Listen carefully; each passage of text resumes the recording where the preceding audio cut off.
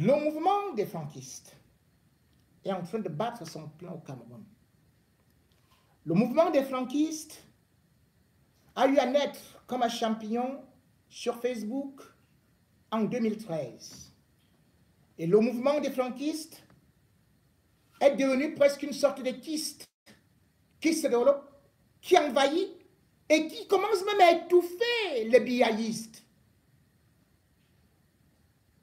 À l'occasion de la venue d'Emmanuel Macron au Cameroun, on a vu des banderoles se déployer partout à Yaoundé pour que Emmanuel Macron se rende compte qu'il y a bel et bien le mouvement des franquistes, le mouvement citoyen des franquistes, qui demande pour la paix et l'unité, disait-il, que ce soit uniquement Franck Biya qui succède à Paul Biya. Ce mouvement des franquistes a créé en même temps la colère, non seulement du peuple camerounais, mais aussi même au sein des Tudis, dans la mesure où même Paul Biya, qui, même s'il rêve que son fils devienne chef de l'État, c'est qu'en le lançant de cette façon, va révolter les Camerounais qui n'auront pas et qui n'accepteront pas une succession monarchique. À la façon du Togo, avec Nyansibé Eyadema, qui a laissé fort Nyansibé, comme Omar Bongo, qui a laissé Ali Bongo, ou comme peut-être Déby, qui a laissé un autre Déby. Le mouvement des franquistes s'est fait beaucoup remarquer dans la mesure où ceux qu'on voyait ont finalement été arrêtés. Et donc, qui se moque-t-on? Ils ont été arrêtés parce que on estime qu'ils ont mis des banderoles sans l'autorisation. Les franquistes, donc, se sont réunis et comment est-ce qu'ils ont opéré? Dans la nuit, ils ont posé leurs banderoles. Mais avant cela, on les voyait déjà. Partout. Et pour tout. Et la police, parce que le ministre de l'administration territoriale a vu que le Cameroun se retrouvait avec deux présidents, le fils et le père, c'est là où Atangani a voulu un peu jouer. Et a demandé également au délégué général de la Sûreté nationale de faire le travail. C'est donc au niveau du boulevard du 20 mai que les franquistes ont été piégés. La police est arrivée, après avoir déjà enlevé les banderoles, a voulu savoir comment est-ce qu'on pouvait faire pour replacer ça. Et c'est à partir de cet instant qu'un autre responsable a donc estimé que, oui, il y avait le grand responsable qui était en Bogada, au tarot, en train de manger. On lui a dit, il faut l'appeler parce qu'on veut parler avec lui. Et il est arrivé en veste. Tout le monde a applaudi, les policiers lui ont dit, ah bon, vraiment, on vous encourage beaucoup, hein. Vraiment, vous travaillez bien. Il dit, oui, oui, vraiment, on travaille, mais il y a un autre collaborateur. On dit, ah bon, hein, vous n'êtes pas encore tout. Il y a un autre collaborateur qui est là en Bogmi. Ah, il est en Bogmi. Il fait quoi là-bas? Non, il est avec d'autres troupes là-bas. On lui dit, appelle-le parce que vraiment, il faut qu'on vous accompagne, qu'on fasse ici, qu'on fasse là. Donc voilà, le bon monsieur lui aussi, qui vient. Il arrive avec le talkie-walkie, comme s'il était lui-même commissaire. Hein? Et il a aussi une bonne veste là. Boum! Et hop! En starlet. Lorsqu'ils se sont réunis, c'est là où les policiers leur ont dit, maintenant, montez dans le car de la police. On part avec vous au premier arrondissement. Je devrais dire que ils ont été entendus au niveau de la police. Ils ont été libérés. Lundi, ils sont encore attendus au commissariat du premier arrondissement. Aujourd'hui, Franck Biya fait semblant de ne pas les connaître. Aujourd'hui, le préfet qui a signé la reconnaissance de cette association est en train de nier, et pourtant tout un chacun a pu voir ce qui se passait depuis des années, et personne n'a condamné, ni Franck Biya. Bien au contraire, Franck Biya, qui aujourd'hui fait semblant être innocent, ne pas être derrière le mouvement, est plutôt celui-là qui donnait de l'argent à un certain Boloba, qui était à ART, et puis maintenant, c'est lui qui contactait d'autres personnalités sur place. Mais dans le mouvement, il y a ce qu'on appelle des cerveaux. Il y a une fille qu'on appelle Apollonie Fleur Blaise. Blaise plutôt. C'est elle qu'on nous présentait comme d'abord initiatrice de ce projet, et c'est elle qui justement commençait à faire non seulement des verres, des montres, des gadgets et tout, vendait dans tous les ministères. On ne peut pas dire qu'on ignorait ça. Et d'ailleurs, elle a contacté Aminatou Ayidjo, qui est président du conseil d'administration du Palais des Congrès, parce qu'on devait tenir une assemblée générale là-bas. Aminata Ayidjo, la fille d'Amadou Ayidjo, a accepté et elle-même a financé. Beaucoup de personnalités, y compris des ministres, des députés, ont financé. Et même le maire, le jeune maire, bon, je ne peux pas citer son nom, qui est très chaud là à Yaoundé, il a aussi financé. Aujourd'hui, tout le monde dit qu'il ne connaissait pas ce mouvement.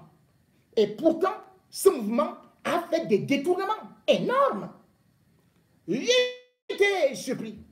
Aujourd'hui, qu'on me dise qu'ils se retrouvent au commissariat et qu'ils ne reconnaissent pas les détournements. Sauf que on a sorti les listings. Dans les listings, on se rend compte que, eh bien, Apollonie Fleur Blaise était en contact avec la quasi-totalité des pontes du régime. Elle promettait même des postes à d'autres au gouvernement. Puisque sur des objets qu'elle vendait, il y avait sa photo et celle de Franck Biya. Franck Biya n'a jamais démenti. Et pourtant, elle a eu, d'ailleurs, il y a des cas d'escroquerie de 2 millions, puisque je crois d'ailleurs que je me retrouve avec, dans ces documents-là, avec une escroquerie de 2 millions à quelqu'un qui est de la SC, quelque chose, la SDPH. 2 millions. Il a envoyé en 4 tranches, 500 000, 500 000, 500 000, 500 000, par Orange Money. Beaucoup ont contribué à ce mouvement. Tout comme Franck Biya lui-même a contribué à ce mouvement. Ce mouvement est devenu multipolaire, pluritentaculaire, dans la mesure où, au départ, on disait que le mouvement des franquistes pour la paix et l'unité, c'était bien sûr un monsieur qu'on appelait Mohamed, comment on l'appelle là, Mohamed Nouma. C'est lui qui est le président exécutif. Et par la suite, on a vu qu'il excluait d'autres membres qui repartaient faire d'autres associations. Mais ce qui est beaucoup inquiétant, c'est que le gouvernement, qui n'a jamais accepté que même les partis politiques reconnus au Cameroun marchent, la preuve, les militants de Kamto sont en prison, qu'une association organise quoi que ce soit, que ce gouvernement fasse semblant aujourd'hui qu'à Tangandji, que les policiers, la gendarmerie et les maires fassent semblant qu'ils n'étaient pas au courant des franquistes. Est-ce qu'on peut poser une plaque ou une banderole en pleine capitale de Yaoundé sans que la police ne voie, sans que le délégué du gouvernement, sans que le délégué général de la Sûreté nationale ne soit au courant? Poser une banderole, ça prend minimum 1 heure. Je suis surpris aujourd'hui quand je vois certaines correspondances signées du préfet qui dit, ici, il dit communiqué radio. Suivez bien. Voilà ça. C'est le préfet qui signe ça.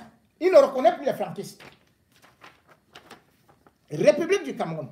Communiqué numéro 22/007/CRP/LO7/SP.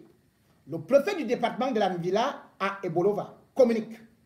Un document manifestement non authentique et prétendument signé par ses soins apparaît de temps à autre sur la toile, faisant état de ce qu'il aurait procédé à la reconnaissance juridique d'une association à objet éminemment politique, dénommée Rassemblement républicain des franquistes du Cameroun, en abrégé RRFC, dont le siège serait Ebolova.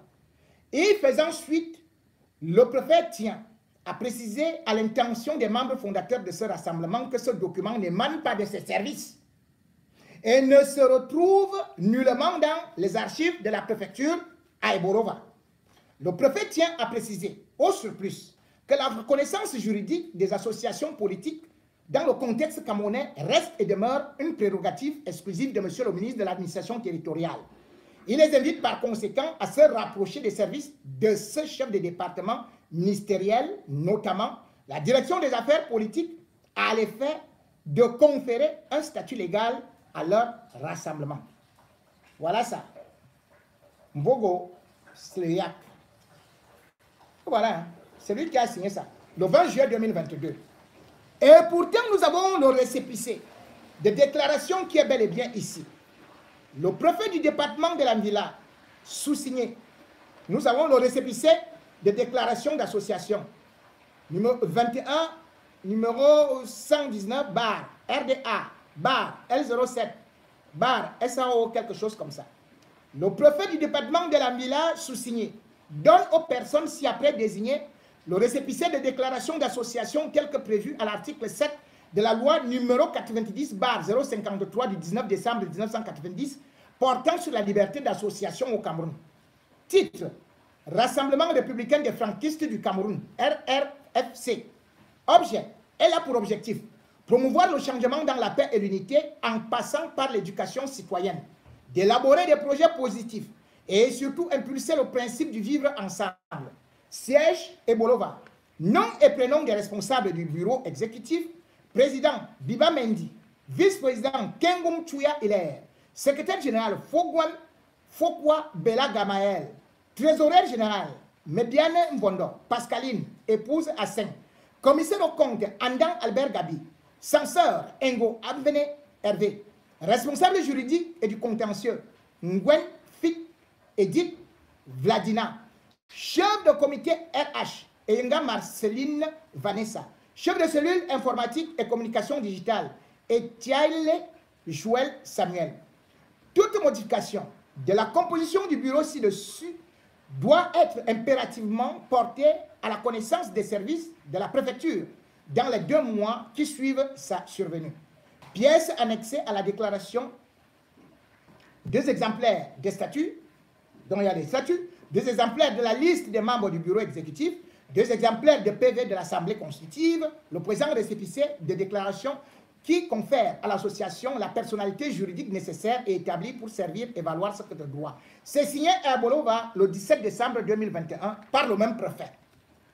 La police et nous tous avons réussi à faire juste une remarque.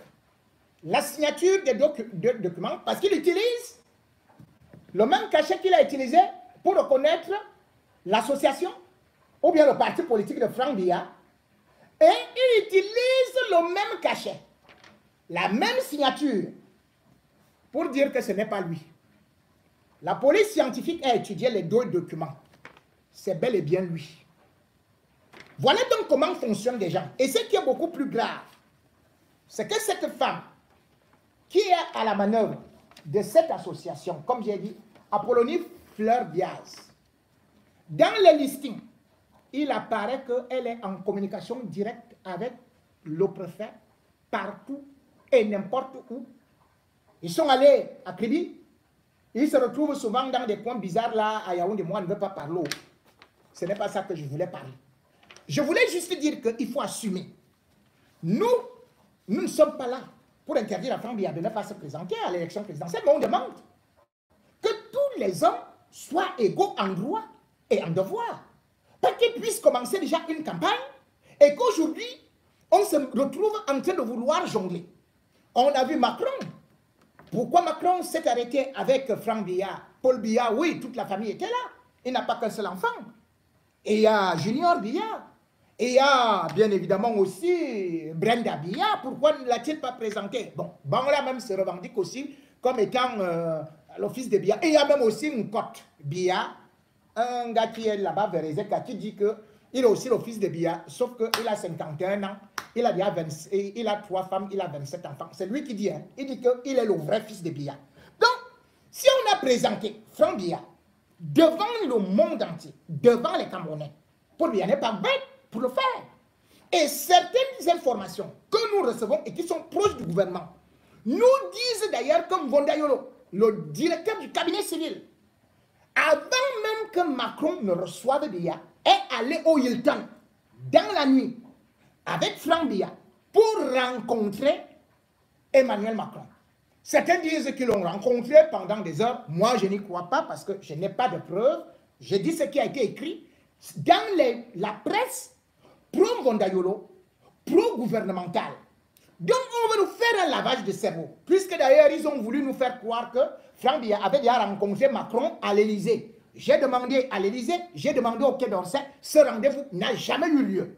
Ils sont donc en train de préparer l'opinion pour que nous acceptions et que nous disions nous ne pouvons rien contre Franck Biya. Il a déjà de l'avance, il a l'onction de Paul Biya, personne ne peut plus rien. Applaudissons et restons, croisons les pieds. On prend les franquistes et après, on fait semblant qu'on n'est pas avec eux. Nous disons, aujourd'hui, le Cameroun n'est pas une monarchie. Le Cameroun n'est pas une chefferie traditionnelle. Et chacun de nous doit savoir que l'élection de 2025, ou plutôt la passation de pouvoir, ne se fera pas comme au Togo, comme au Gabon, comme au Tchad. Le Cameroun, c'est le Cameroun. J'ai assez parlé, mais il reste un dossier très important. Je ne peux pas le laisser, même si c'est un peu tard, et je m'en excuse que cela ait pris beaucoup de temps comme ça. Les morts ne sont pas morts.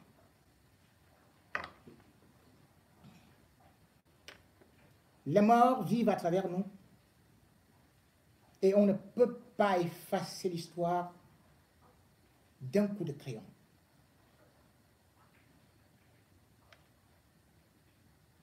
Le 29 juillet 1992, mourait la première dame du Cameroun, Jeanne Irène Biya, née à Thiam, en Ngom.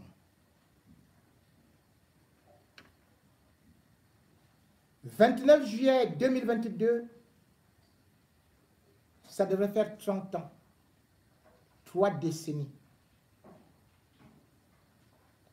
Cette dame n'a rien fait contre les Camerounais. Elle était appréciée.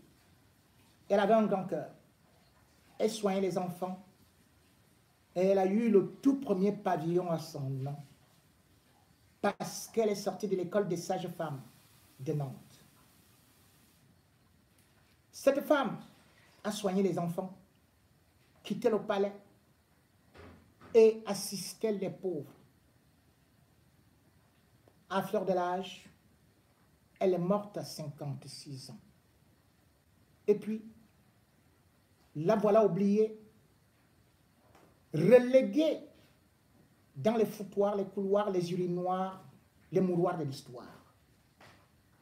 Devoir de mémoire. Nous devons rappeler à la jeune génération qui était cette dame et de quelles conditions elle est morte. Pourquoi est-ce qu'on nous le cache? Lorsqu'un parent meurt, lorsqu'une épouse meurt, lorsqu'un ami meurt, n'organise-t-on pas une messe de requiem? N'organise-t-on pas une cérémonie d'hommage? Et pourquoi a-t-on effacé son nom? Au lieu où elle travaillait pour remplacer sa part, Chantal Biya. La mort de Jeanne-Irène Biya est une mort mystérieuse qu'on cache au peuple. Et nous devons absolument percer l'abcès. Parce que si vous allez sur Google, vous allez voir que Jeanne-Irène Biya est morte de suite de courtes maladies. On peut donc dire que peut-être c'est un arrêt cardiaque. Et pourtant, chaque Camerounais sait que le gouvernement a communiqué que Jeanne-Irène Biya est morte de cancer. Le cancer peut-il être une courte maladie? Et pourquoi Paul Biya n'en parle pas? Pourquoi il ne nous parle plus? Pourquoi Franck Biya, dont on nous dit qu'elle était la maman, ne fait pas état? Est-ce que votre maman peut mourir et vous ne pensez plus jamais à elle? Dans Google, il est écrit que Jeanne-Irène Biya avait eu 2 enfants avec Paul Biya. Franck Emmanuel Biya et Roger Ndouma. Qu'est devenu Roger Ndouma? Donc Paul Biya avait un autre enfant que les Camerounais ne connaissent pas. Et où est ce Roger Ndouma? On apprend qu'il est un professeur de langue dans un lycée et que Paul Biya ne l'a jamais présenté. Vous comprenez donc le mensonge de l'histoire. Parce que Jeanne-Irène n'a jamais eu d'enfant avec Paul Biya. Jeanne-Irène s'est mariée à Paul Biya le 2 septembre 1962 à Nantes. Là, elle est sortie de Nantes et après ce mariage à l'état civil, ils se sont mariés religieusement quand il est devenu chef d'État envolé. Mais ce qui est impressionnant, c'est que toute son histoire soit faussée. Comment un chef d'État peut mentir son peuple, sur son épouse, sur ses enfants, jusqu'à donner des informations qui sont fausses? Parce que, selon l'histoire, Jeanne-Irène, avant d'épouser Biya, Biya avait déjà connu une femme. Cette femme a été retrouvée morte en France, dans sa chambre, brûlée. On ne sait pas quoi, mais on a dit que c'était du gaz. Cette histoire a aussi été cachée. Maintenant, quand on voit les conditions de la mort de Jeanne-Irène Biya, nous essayons de retracer les derniers moments de cette femme. Et il se raconte que Jeanne-Irène était le 28 juillet 1992 en Bouamaka, où elle devait s'occuper de la pisciculture. Donc, les étangs de poissons. Je vous rappelle que on vous dit qu'elle souffrait de cancer.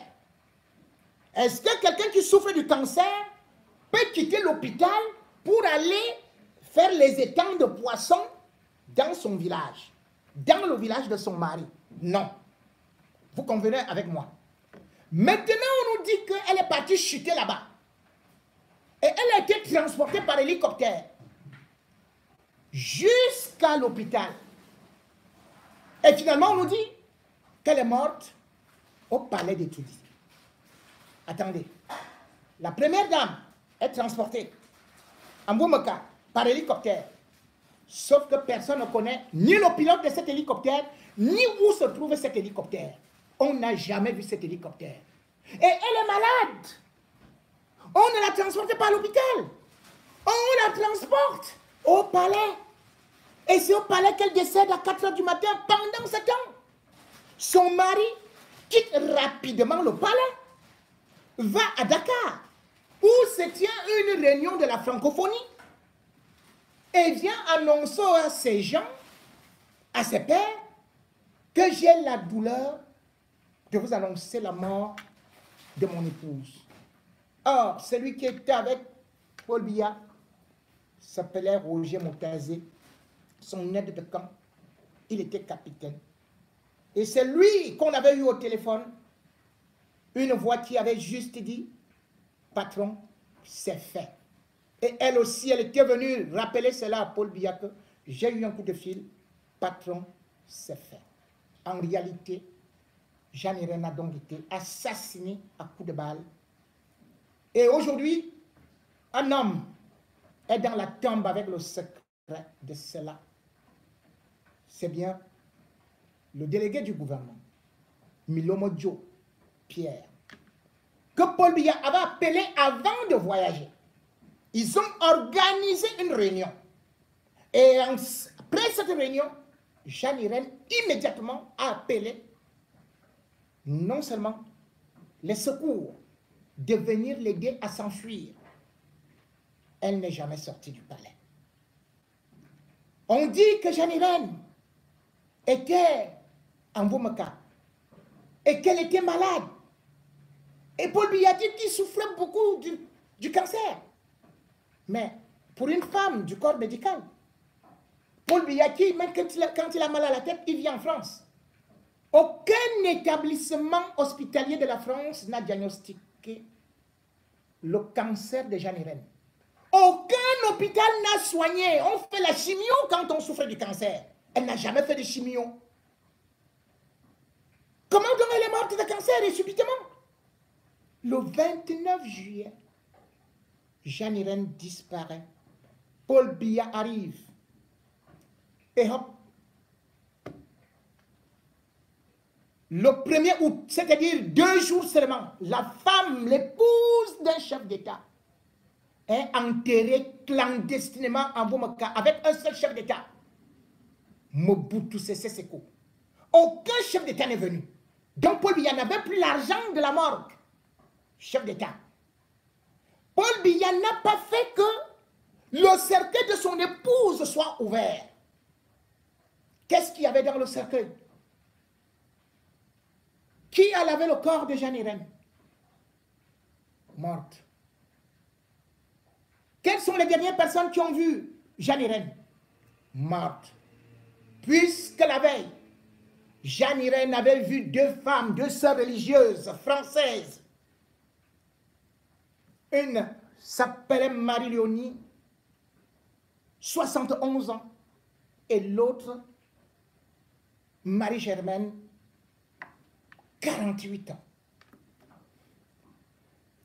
Elle leur a dit la peur qu'elle avait, de la même façon qu'elle avait déjà dit à son neveu Roger Montazé que Paul Biya allait le tuer. Elle a exprimé cette peur. Et elle a fait des audios qu'elle a remis à ces femmes-là. Rendez-vous compte, 2 sœurs religieuses qui dirigeaient le dispensaire de Djoum, le lendemain de la mort de Jean Irène Biya, ont été retrouvées mortes, violées, après avoir été tabassées et jetées dans la broussaille. Le 2 août, on enterre Jean Irène le 1er août 1992, et le 2 août, sa confidente meurt. Assassinée. On va présenter un jeune comme si c'est lui qui était auteur de ce massacre. Un jeune ne pouvait pas violer 2 femmes et les tuer comme ça. 2 semaines après, on le libère. Et pam, le ministre des Affaires étrangères, Alain Juppé, le grand ami de Paul Biya, puisque l'affaire devait faire le bruit en France, on a étouffé. Il a dit, le dossier est classé. La mort de Jean Irène Biya, ou son assassinat, vient de beaucoup d'autres choses qui se sont passées au Cameroun. Et donc elle n'était plus d'accord avec son mari qui avait changé pour conserver le pouvoir. Vous n'avez qu'à voir le livre du professeur Titus Edouard qui parle de la façon qu'on buvait le sang à Ekoudi, qu'on couchait avec les cadavres, il est vivant, qu'on pratique l'homosexualité, qu'on fait tout ce qui est rituel, magique. Jean Irène avait appelé son mari et lui avait signifié qu'elle ne voulait plus cela. Et un premier scandale va éclater parce que Paul Biya était l'ancien séminariste qui, faut-il le dire, était déjà garçon de messe en 1948 au séminaire de Déa. Puis est venu à Akona, où il y a eu le père Stoll, qui avait justement créé, fondé le petit séminaire, qui était devenu une véritable gibecière de l'homosexualité et des prédateurs sexuels. Paul Biya est parti de là. Paul Biya n'a jamais eu son cursus, a été renvoyé pour des conditions, dans des conditions terribles, avec des témoignages, dont Abel Eyinga, son seul camarade, Boulou, qui d'ailleurs était avec lui à Paris, a révélé dans des documents qu'il s'agissait des actes de marche arrière avec quelques prêtres. Ce n'est pas moi qui le dis, c'est Abel Eyinga, son camarade, ici à Paris, et aussi là-bas. Ce qui est là, c'est qu'on va constater que Paul Biya va se remettre dans des dossiers qui sont compliqués avec son régime, avec les hommes d'église. Or, Jeanne Irène était très pieuse. Le premier cas qui va énerver Jeanne Irène, c'est le 25 octobre 1988, avec l'assassinat du directeur du journal qu'on appelait l'Effort Camerounais. C'est le journal, c'était un journal catholique. Et on appelait ce monsieur Joseph Mbassi. Il faisait des enquêtes, il avait fait des révélations qui n'avaient pas beaucoup plu à Biya. Il a été retrouvé assassiné chez lui dans sa chambre. On n'avait rien volé. Le 30 octobre du même mois, c'était encore un autre assassinat. Et là, toujours un prélat. Sans oublier que, à l'arrivée de son pouvoir, en 82, un évêque avait été assassiné en Balmayo. C'était Monseigneur Koulou. Et bien sûr, il y avait aussi un abbé du quoi. Jeanne Irène va dire à son mari que ce qui est en train de se passer autour de nous n'est pas bien. Et puis, je ne veux plus que tu continues avec la Rose Croix où il s'était déjà imprégné. Ils arrivent donc en Espagne. C'est le roi Boudouin qui les reçoit. Nous sommes en 89. Jeanne Irène refuse de rentrer au Cameroun. Elle dit qu'elle veut demander le divorce et rester pour l'asile. Paul Biya, pendant ce temps, lui disait, lui, il veut maintenant la polygamie parce que, semblerait-il, s'était soigné d'aspermie dont il souffrait et voulait une nouvelle femme qui pouvait lui faire des enfants. Jeanne Irène va préférer dire qu'elle reste. Une violente bagarre où bastonnade va éclater. Il va déformer ses yeux. Nous sommes en mai 1989. C'est le roi Boudouin qui va convaincre Jeanne Irène de rentrer au Cameroun pour éviter l'incident diplomatique. Elle va descendre de l'avion avec des lunettes noires. Et à partir de cet instant, elle dit donc à son neveu qui était le garde du corps, l'aide de camp de Paul Biya, que cet homme va me tuer. D'autant plus que quelques temps plus tard, Messi, qui dirigeait la société camerounaise de banque, la SCB, qui payait les fonctionnaires, s'enfuit, va au Canada et accorde une interview à Célestin Monga. Dans l'interview, Messi dit, moi je n'ai plus d'argent, Paul Biya et sa famille ont déjà tout pris. Ils ont pris 4 milliards, je ne peux pas payer les fonctionnaires, c'est pour ça que je suis enfui. Jeanne Irène lui dit, l'occasion, sortons de cette histoire. On ne peut plus. Paul Biya va refuser. Entre-temps, je dis bien que celui qui a été assassiné aussi en 92, c'est Monseigneur Plumet. C'est un Français qui vit et qui était confident de Jeanne Irène. Il était en Gandéry. On va le trouver étranglé on n'avait rien volé. Entre-temps, ces femmes, les sœurs religieuses, les documents qu'elles avaient, les documents vocaux qu'elles avaient, elles avaient transféré ça à un prêtre jésuite qui combattait l'homosexualité, l'occultisme, le satanisme et tout au Cameroun. Il était certainement le plus intellectuel de tout ce qu'on peut avoir comme homme d'église. C'était le fondateur du collège de Sion, le père Angèle Bernvin. Le père Angèle Bernvin se retrouve donc avec ces documents.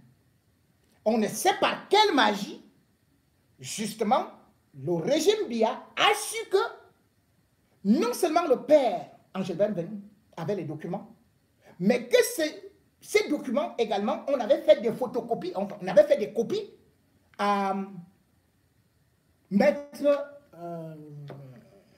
comment on l'appelle? Je vais retrouver.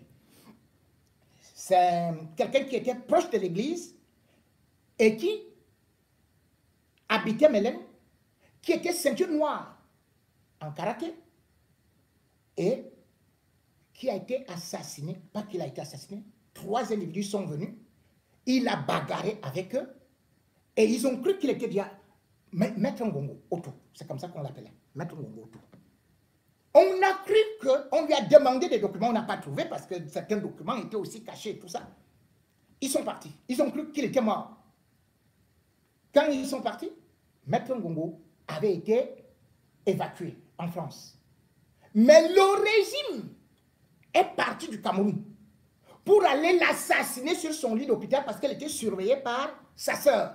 On est venu, on a déplacé sa sœur en lui demandant d'aller faire quelques courses là pour les habits et tout ça, d'aller manger. Quand elle est revenue, elle a trouvé que Maître Ngongo était déjà mort. Il ne restait donc plus que Père Angèle Bernvin. Père Angèle Bernvin, c'est quelqu'un qui, comme je vous ai dit, était de la congrégation juive et qui, et bien sûr aussi, était pistonné par Martin Bellingue Boutou. Père Angèle Bernvin travaillait avec Sœur Akamse. Je ne sais pas, peut-être ils avaient quelques relations un peu compliquées. Je ne veux rien dire, je ne veux pas salir sa mémoire. Je ne suis sûr de rien, mais ils s'entendaient très bien, elle était comme économe. Bellingue Boutou va transformer Sœur Akamse en espionne de Père Angèle Bernvin. De telle sorte qu'on va même lui arracher ce qu'il avait comme internat des filles au niveau des Tourébé. Sœur Akamse devient donc le véritable poison pour le Père Angèle Bernvin. Le Père Angèle Bernvin partait souvent en vacances, pas en vacances, il partait en week-end dans une banlieue de Yaoundé. Nous sommes en 1995. Quand il est arrivé là-bas, les bandits, il a trouvé qu'ils étaient déjà installés. On l'a torturé.